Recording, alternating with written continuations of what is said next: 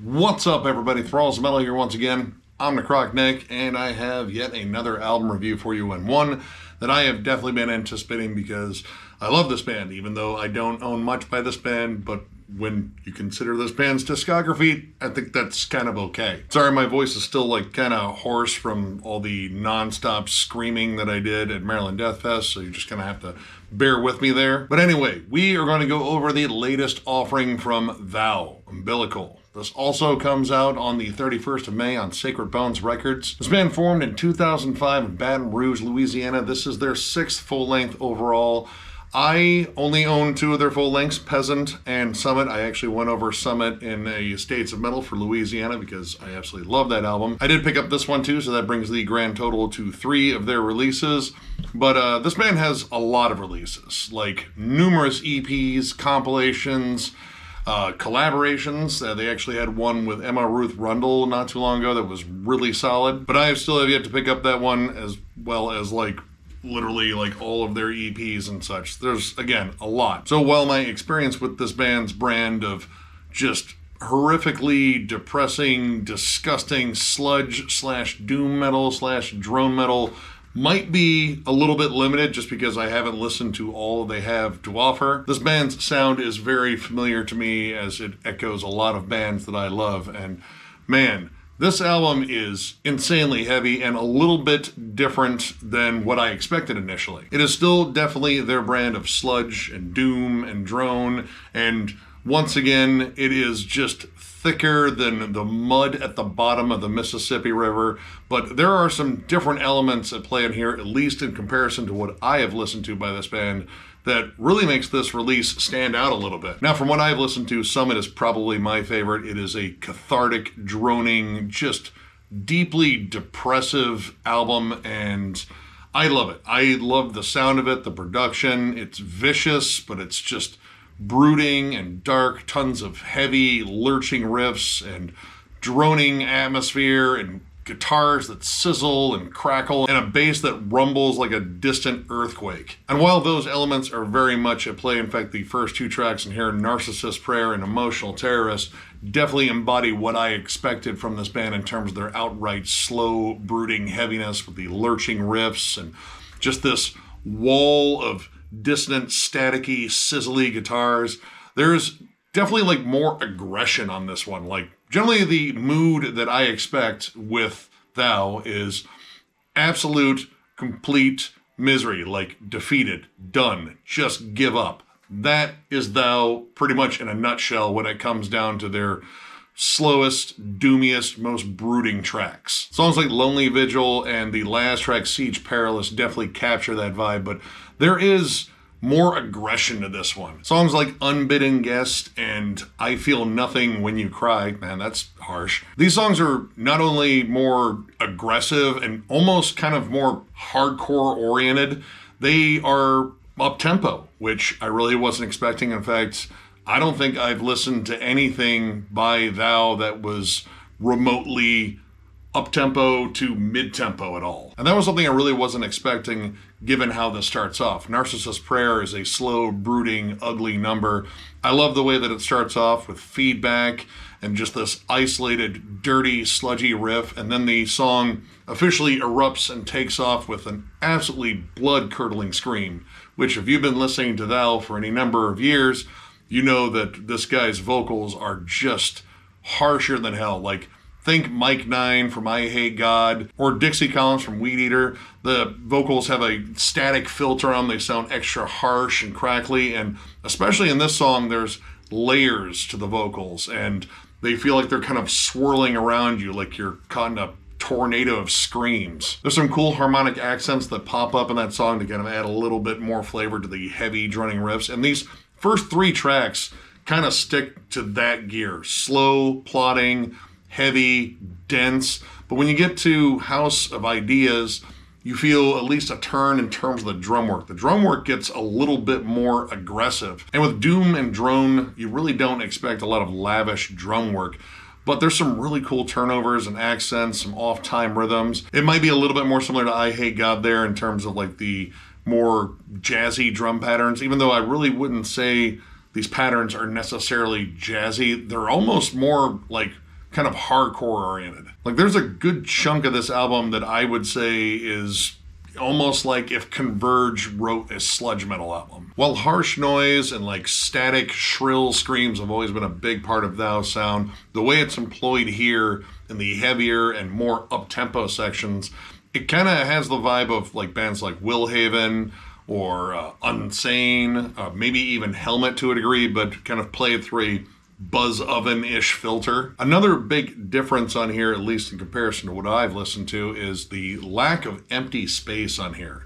This is a sonic assault pretty much from start to finish. There are a few moments of more atmospheric reflection, a little bit more intimacy, but they're haunting and dark and just as heavy, but just in a different sense. This album is just packed with giant-sized riffs. It is constantly just droning and screaming in your face, and that kind of gives us more of an aggressive vibe. Like this is aggressively depressed because I looked over some of the lyrics, and believe me, once again, this band is bleak as hell. And the guitars aren't droning and just beating your head in. There's all sorts of like atmospheric tropes to it, like just layers of static, dissonant tremolos, and occasionally some really melodic, albeit haunting, morose, dark, foreboding melodies at the end of songs like House of Ideas or Panic-Stricken I Flee. But despite all that, this album doesn't feel like it's like weighing you down or like just pulling at you like you're anchored to the ground or like the mud and you gotta drag this thing behind you. It feels like it's beating the hell out of you slowly. And because the songs here are shorter, or at least shorter for them, because some had tracks on there like over the 11-minute mark, those more quiet spaces tend to shrink down, and what you are left with is a suffocatingly heavy album that gives you a sense of claustrophobia too, because it feels like it's just surrounding you, which props to the production here. The production here is absolutely awesome. Everything stands out in the mix despite it being just this wall of dissonant, noisy, ugly riffs and pummeling drums.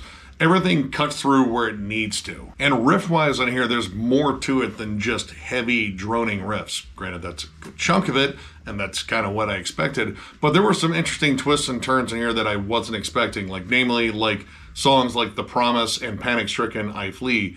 They're almost kind of more rockers, and honestly, if you removed all the harsh vocals and kind of cleaned up the production a bit, they have kind of flat out rock hooks to them. The Promise actually has like a really catchy chorus riff on there that would not sound out of place on a Cave-In album. And Panic-Stricken I Flee has like some huge crowbar riffs on there that, I mean, they have like some seriously catchy, kind of like bluesy, sludgy melodies to them that really kind of lift the song up kind of past like the droning, heavy, foreboding atmosphere. And the pacing of this album I think is really interesting because, well, it gives every song a chance to breathe. They all stand out and stand apart from one another, but the similarities between the tracks actually kind of make this flow, you know, kind of like a story. Like there's some really interesting peaks and valleys. The opening of this album is notably what you expect from this band, slow, brooding, and sludgy.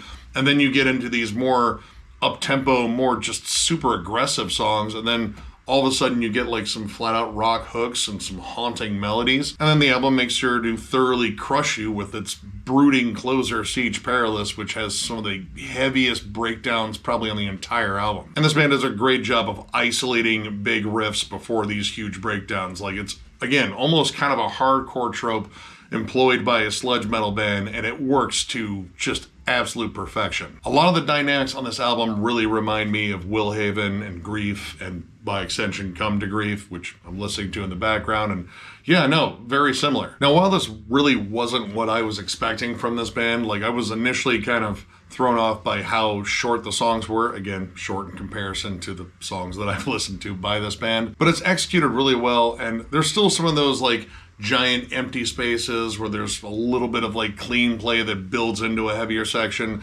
namely on I Returned as Chained and Bound to You. That song in particular has some like more like stoner doom-ish moments on it just in terms of the riffs, but there's a section where everything kind of drops out to this quiet break, and believe me, at this point there really hasn't been much quiet on the album, but it's not a comforting quiet. It's unsettling and dark, and you can hear the feedback building up behind these clean, distant melodies, pretty much just to let you know, like, listen, this next breakdown is gonna literally drag you straight to hell. And it does. And it even half times the breakdown just to make it sound extra filthy. The only other quiet moment is at the end of Siege Perilous, which, well, it closes with quite possibly one of the most devastating breakdowns in the entire album. As it leads out, you hear the fade back kind of get peeled back, and then there's a female voice that just says goodbye.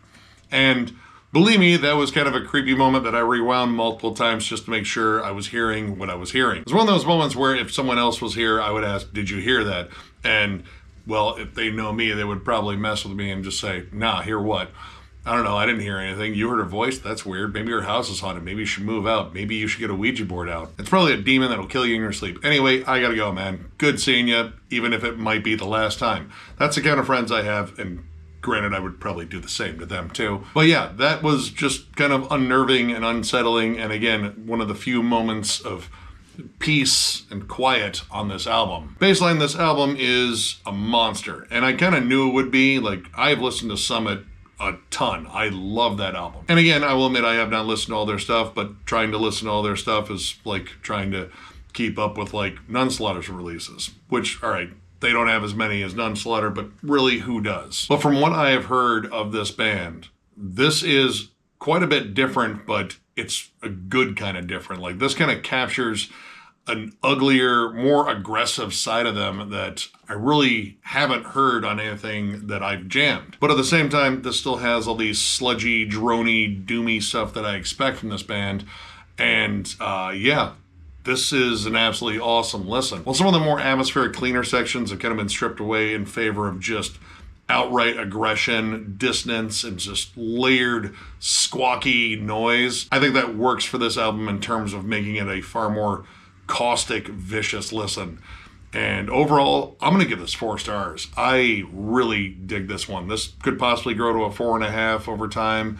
I love the whole vibe of this. This is just suffocatingly oppressive and dark. It's brooding, ugly. The riffs constantly bend and lurch, but there's also a lot of just flat out heavy, chuggy riffs. And those more up-tempo, almost kind of hardcore sections, I think add a just powerful dynamic of anger to this band. And anger, I don't know, like, this band has definitely always been heavy and just, again, oppressive as hell, but I've really never considered them to be like just like angry as hell. Like, this has, again, like a bite, like a Converge album. And I don't think I've ever drawn that comparison to Thou before, but there's definitely quite a bit of that on here. And I'd say they excel at everything they try in here. They don't waste any time with a lot of interludes or, you know, long drawn out pauses. These songs are a lot more condensed, and for as heavy and just visceral as they are, I think that really works in terms of like keeping the listener really engaged in this. Nothing on here feels like it goes on for too long.